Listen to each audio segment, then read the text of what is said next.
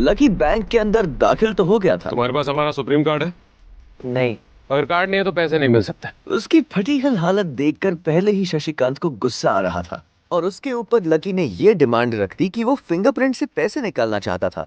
लेकिन पानी तब सर के ऊपर निकल गया जब उसकी उंगली मैच नहीं हुई। शशिकांत ने फोन निकाला और पुलिस को फोन लगाने लगा। सर आप ये क्या कर रहे हैं?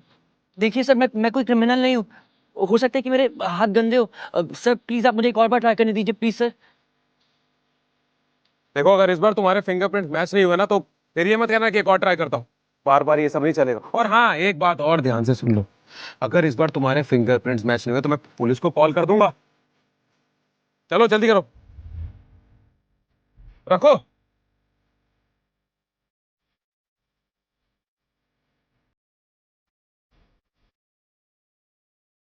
जैसे ही उसकी उंगली उस मशीन पर पड़ी, अब की बार फिर मशीन में से एक आवाज आई और वो चमककर हरी हो गई थी। तभी शशिकांत के मोबाइल पर मैसेज आया।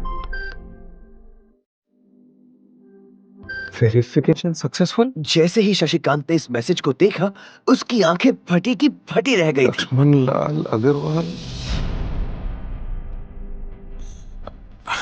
Sir I am so sir sir I am so sorry sir. Actually क्या है ना कि मैं इस ब्रांच में सर नया नया रिक्रूट हूँ, तो मैं पहचान ही नहीं पाया कि आप कौन है।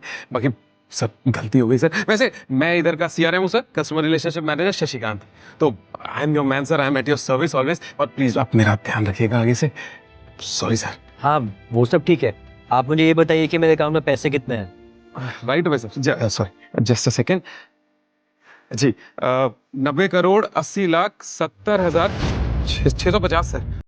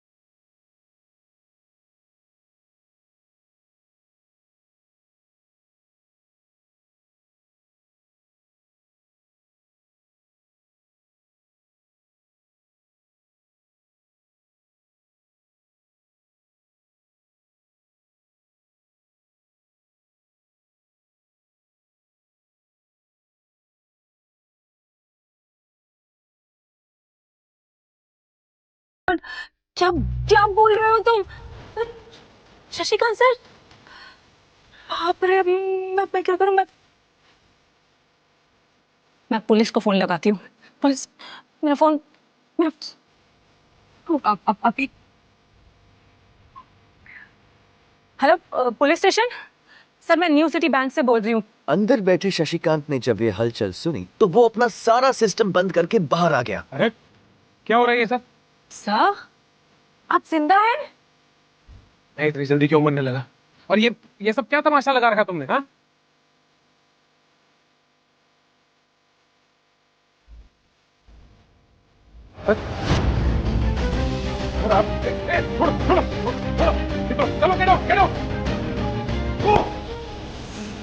Sir I am really sorry sir. Sir मैं अपनी टीम की गलती की वजह से माफी मांगता हूँ sir. Sir sorry, I am really guilty about that sir. आप पूछ सकते ना किसने किया? इसने किया, और इसने सिर्फ इतना ही नहीं किया, इसने पुलिस को भी बुला लिया। इससे लग रहा था कि मैं कोई क्रिमिनल हूँ जिसने आपका खून कर दिया, और उसके बाद ये आपसे कार चुरा कर भाग रहा है। यास्मीन, सर, मेरी क्या गलती है? Look at him. मुझे लगा ये जबरदस्ती वीआईपी रूम में घुस गया है और इसने आपसे कार्ड बनवा लिया है और आपका मर्डर कर दिया सर। शशिकांत ने उसका हाथ पकड़ा और उसे खींचकर अपने साथ एक खंबे के पास ले गया और बोला, यास्मीन, तुम जानती हो कौन है? ये लक्ष्मण लाल अग्रवाल खानदान का वारिस। और तुम्हें पता है ना कि अग्रवाल खानदान का खाता हमारे बैंक के सभी शाखाओं में सबसे बड़ा खाता है। तो पता है इस लड़के के पास कितनी प्रॉपर्टी है? अपने दम पर इस पूरे एरिया को खरीद सकता है। यास्मीन, क्या बेवकूफी करती है? सॉरी है। अच्छा, अब एक काम करो, सबसे पहले तो पुलिस को जाके फोन कीजिए और उनसे कहिए कि हमसे गलती हो गई। समझ आई? कि अपनी कंप्लेंट वापस लो और फिर जाकर इनसे माफी मांगो। अगर इन्होंने तुम्हें माफ कर दिया तो ठीक, तुम्हारी किस्मत, अदरवाइज तुम्हारी नौकरी गई। सर, शशिकांत ने कहा सर सॉरी। और दौड़कर लकी के पास जाकर खड़ा हो गया। मेरे पास कोई और रास्ता नहीं है। यास्मीन। Hello officer. सर, मुझसे बहुत बड़ी गलती हो गई है। जिसे मैं बदमाश समझ रही थी वो तो शहर का सबसे अमीर आदमी का बेटा है। इसे please don't come sir, please don't. Madam sorry, लेकिन अब तो गाड़ी निकल गई है, वहां पहुंचती होगी। अब आपको जो भी कहना है इंस्पेक्टर साहब से कह देना। अब तो गई यास्मीन, अब तो गए। आई एम सॉरी सर, मुझसे बहुत बड़ी गलती हो गई। प्लीज मुझे माफ कर दीजिए। मेरा इंटेंशन आपको हर्ट करने का बिल्कुल भी नहीं था। मैंने जो कुछ भी किया इस बैंक के सिक्योरिटी के लिए किया। I am really very sorry. Sir थोड़ा हैव सम पानी, थोड़ा पानी लीजिए। Sir. Sir, your card. I am sorry. It's okay. Lucky ने कहा और उसके हाथ से अपना सुप्रीम कार्ड लेकर निकल गया। यास्मीन को अपने कानों पर विश्वास नहीं हो रहा था। वो मान ही नहीं पा रही थी कि लकी ने उसे माफ कर दिया था। मेरी क्या गलती थी सर?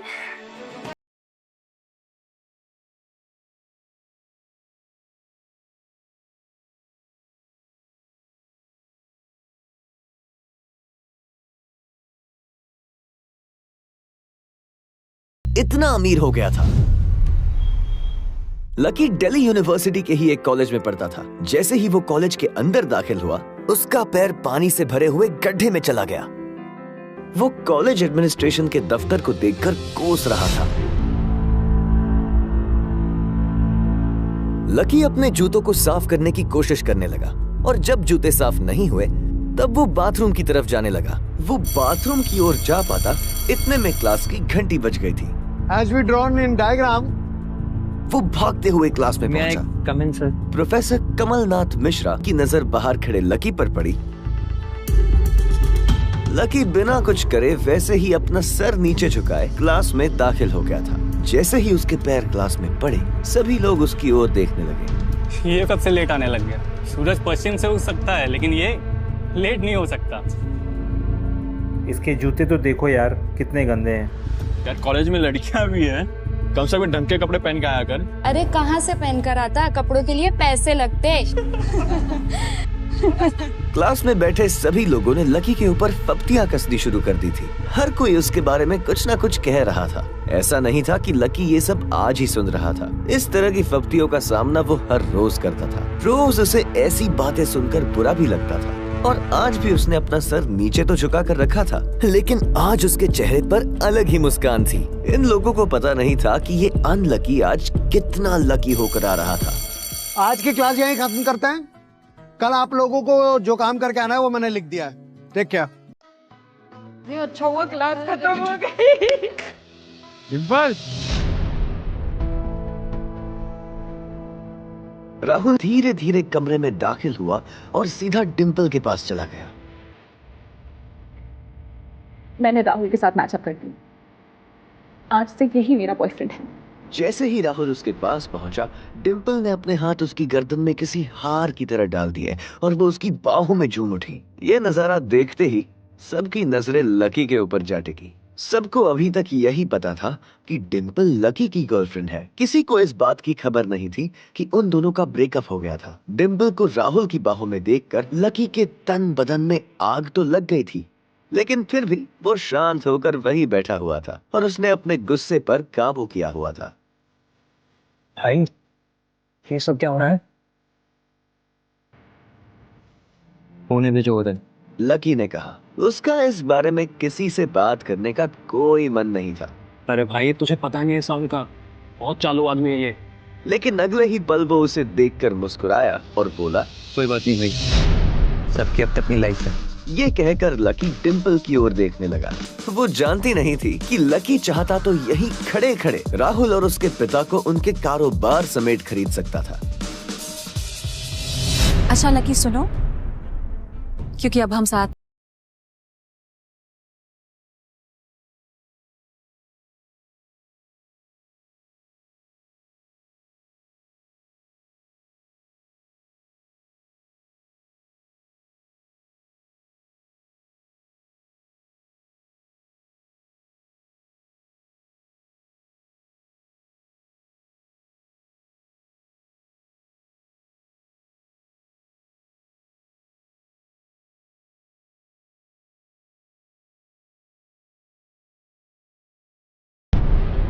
कोई बात नहीं बेबी, मैं आज ही तुम्हें नया फोन दिला देता हूँ।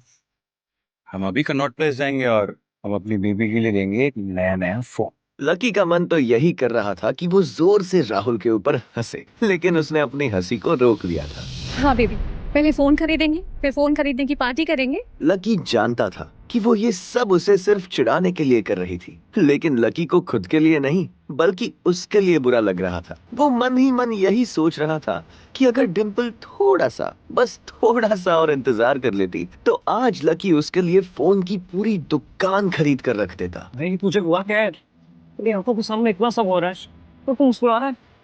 तुझे गुस्सा नहीं आ रहा क्या? नहीं भाई, जो हो रहा है वो अच्छा ही हो रहा है, और जो भी होता है ना वो भी अच्छे के लिए होता है, इसलिए जस्ट शेयर। सर एक तो आपके अकाउंट से सर लिंक्ड है सोने की ईंट है 20 किलो की 100 और 5 किलो की 20, पिकासो की 3 ओरिजिनल पेंटिंग्स है सर, डायमंड है सर 24 कैरेट के 22। जब उन दोनों की नजर लकी के मुस्कुराते हुए चेहरे पर पड़ी तो वो अंदर तक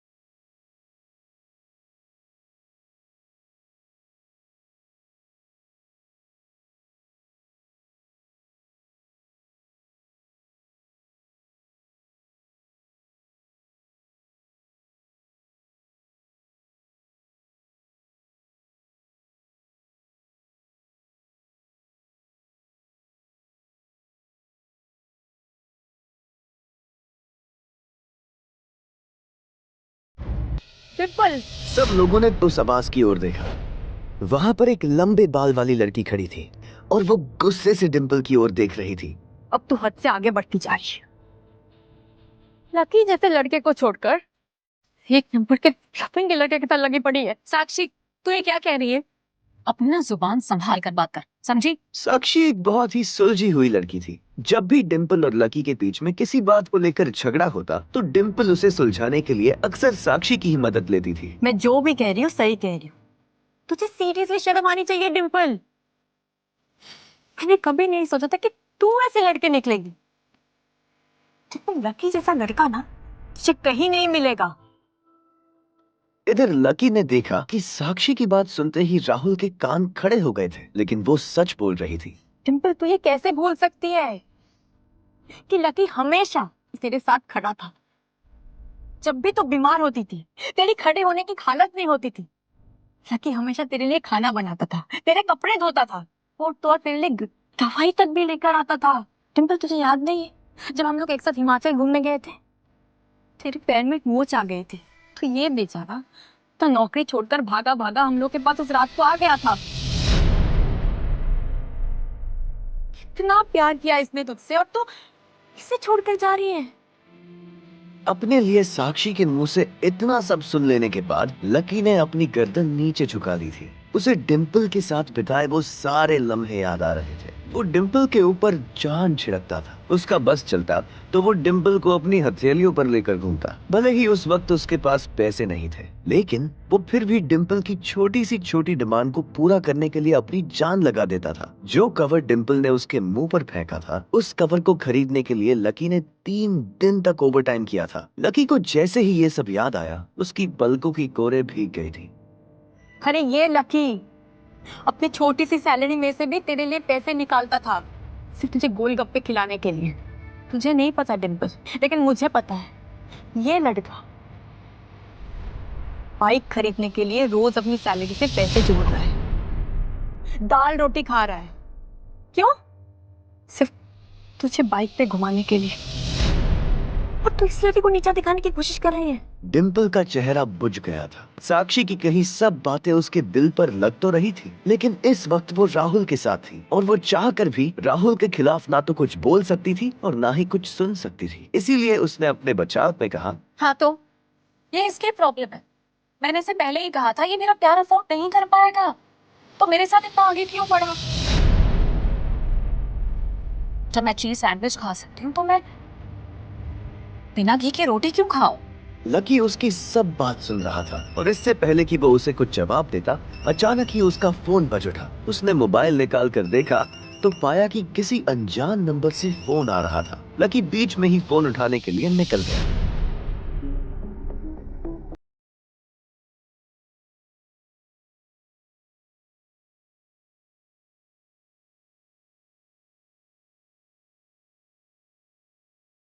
आ जाओ। लकी फोन पर उसकी माँ की आवाज पहचान गया था। हाँ माँ,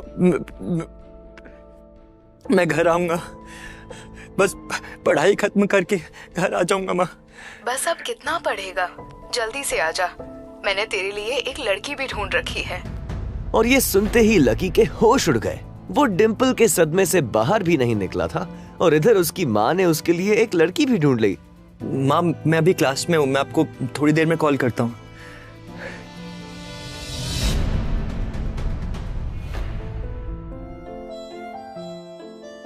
लकी तुम ठीक हो ना? साक्षी ने हाथ रखते हुए पूछा। उसे सच में लकी की चिंता हो रही थी। लकी ने उसकी ओर देखा और मुस्कुरा दिया। देखो अब इसमें पछताने जैसी कोई बात नहीं है। डिम्पल का असली चेहरा हम दोनों के ही सामने आ गया है, लेकिन अगर थोड़ी और देर से आता ना तो दर्द ज्यादा होता। इसलिए मैं तो बोल रही हूँ कि जो भी हुआ है ना बहुत अच्छा हुआ है। और हाँ, तुम्हें ऐसी लड़की के लिए दुखी होने की या परेशान होने की कोई जरूरत नहीं है lucky. I'm there with you। अरे हाँ यार, तू ना बिल्कुल टेंशन मत ले। अरे डिम्पल से भी ज्यादा अच्छी लड़की मिलेगी तुझे, समझा ना? लकी को अब काफी अच्छा लग रहा था। अच्छा चलो, आज हम तुम्हारे आजाद होने का जश्न मनाएं। आज मैं अपनी तरफ से तुम्हें ट्रीट दूंगी। कॉलेज के बाहर कहीं चले? और ये कैंटीन का खाना खा कर मैं बोर हो चुकी हूँ। सीरियसली यार, कैंटीन का खाना खा के तो मैं भी बहुत बोर हो गया हूँ। एक सेकेंड, तुझे कौन ले जा रहा है? ये सुनते ही प्रीतम को झटका लगा। मैंने कब कहा कि मैं जा रहा हूँ? मैं तो बस बता रहा था कि मैं भी कैंटीन का खाना खा खा के बोर हो गया हूँ, और वैसे भी मुझे मिम्मी के साथ जाना है बाहर। बेटर।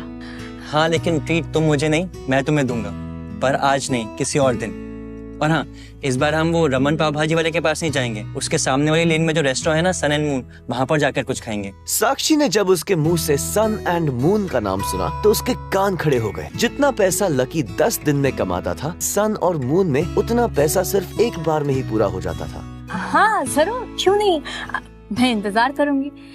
वैसे तुम्हें सच बताओ तो मैं कभी नहीं कही सन एंड मून, चलेंगे इस बार। साक्षी को लग रहा था कि लकी ने सिर्फ जज्बात में बहकर ये बात बोल दी थी कि वो उसे सन और मून में ट्रीट देने वाला था। ओके गाइस, चलो फिर मिलते हैं। हाँ, बाय बाय। इधर प्रीतम और उसके दूसरे दोस्त भी उसे अपने साथ लेकर कैंटीन की ओर आ गए थे। ओ भाई साहब, ये देखो अमित ने ग्रुप चैट में अपनी हिफाजत करा ली है। अरे अपने हॉस्टल वाला ग्रुप खोलो। गर्वित की बात सुनते ही तुरंत लकी और प्रीतम ने अपनी जेब से अपना फोन निकाला और देखा। अरे बाप रे, कितना बड़ा गधा है ये। आज से तुम्हारा भाई अमित सबके सामने ये ऐलान करना चाहता है कि तुम्हारा भाई फिर से सिंगल से मिंगल हो गया है। सबके सब जल्दी से हॉस्टल आ जाओ। चलो अच्छा है, वैसे भी उसका अकेलापन झेला नहीं जा रहा था। भाई जल्दी से हॉस्टल चलते हैं, चला जा। गर्वित और प्रीतम तो आगे बढ़ गए थे, लेकिन लकी वहीं पर रुक गया था। वो उनके साथ आने में थोड़ा सा झिझक रहा था। अबे क्या हुआ, रुक क्यों गया? भूख नहीं लगी तुझे? है भूख तो लगी है, लेकिन तुम लोग जाओ, मैं यहीं कुछ खा लूंगा। ओ, क्या यहीं खा लूंगा? भाई जरा देवदास बनने की जरूरत नहीं है, समझा ना? और वैसे भी जिसके साथ तू बैठ के खाना खाता था, वो तो किसी और के साथ खाना खा रही है। अबे क्या सही तो बोल रहा हूँ? अभी कह रहा हूँ भाई, हमारे साथ चलना, तीनों भाई मिलके खाना खाएंगे। और भूल मत, अमित ने पूरे ग्रुप को इनवाइट किया है और ग्रुप में तू भी आता है। हाँ पर लकी के पास इसके आगे कुछ कहने के लिए बचा ही नहीं था। उसका मन तो उन दोनों के साथ जाने के लिए बहुत कर रहा था, पर वो फिर से हॉस्टल नहीं जाना चाहता था। भाई मुझे मालूम है कि तू क्या सोच रहा है, लेकिन तुझे नहीं मालूम कि हम दोनों क्या सोच रहे हैं। क्या सोच रहे हो? हम ये सोच रहे हैं कि हम दोनों मिलकर तेरा कमरा खाली करने वाले हैं। क्यों? अरे क्योंकि तू हमारे साथ फिर से रहने के लिए आ रहा है। लकी ये बात सुनकर खुश हो गया था। थैंक यू गाइस, तुम दोनों हो तो मैं। इसके आगे लकी कुछ कह नहीं पा रहा था, लेकिन उसकी आंखों में उसके दोस्तों के लिए प्यार साफ नजर आ रहा था। अरे बस अब जरा सेंटी मत हो, चल जल्दी। थोड़ी देर के बाद जब वो तीनों हॉस्टल पहुंचे तो उन्होंने देखा कि एक लड़का और एक लड़की साथ पलंग पर हाथ पकड़े बैठे हुए थे। अमित ने चौंकते हुए लड़की का हाथ छोड़ा और तीनों की ओर देख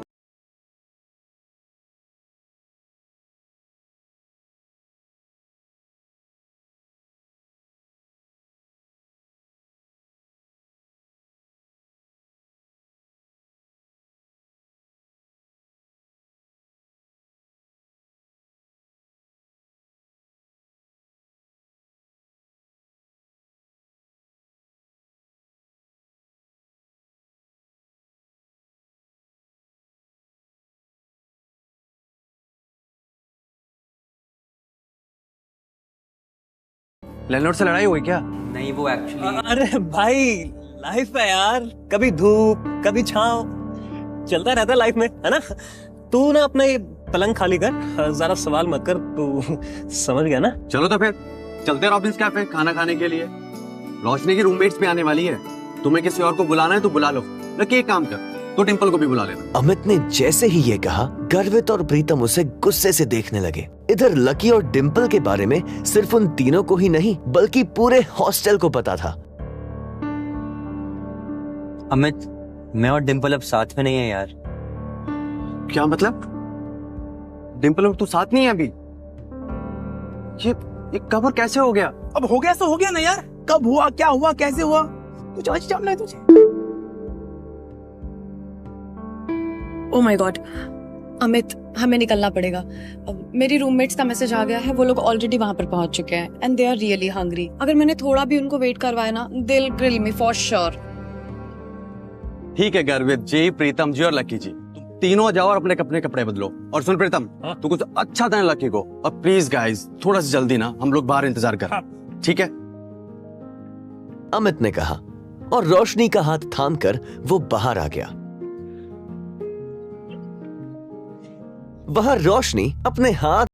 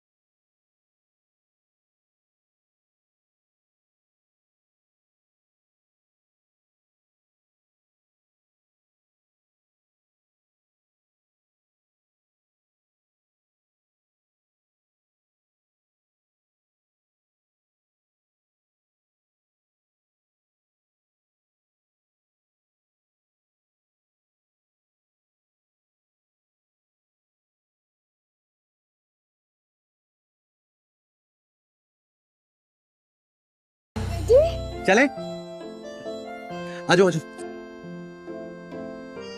इधर 3 सुंदर सी बन ठन के आई हुई लड़कियां एक टेबल पर पहले से ही बैठी हुई थी। ये कोयल वही कोयल थी जो आज सुबह लकी से बैंक में टकराई थी। वो रोशनी की बहुत अच्छी दोस्त थी और इन सब में सबसे अमीर। अब इधर कोयल लकी को कोस रही थी, जबकि दोनों इस बात से अनजान थे कि फिर से उनका सामना होने वाला था। आखिर क्या धमाका होगा जब कोयल और लकी फिर से एक दूसरे के सामने आएंगे। Excuse me, can I have some ice?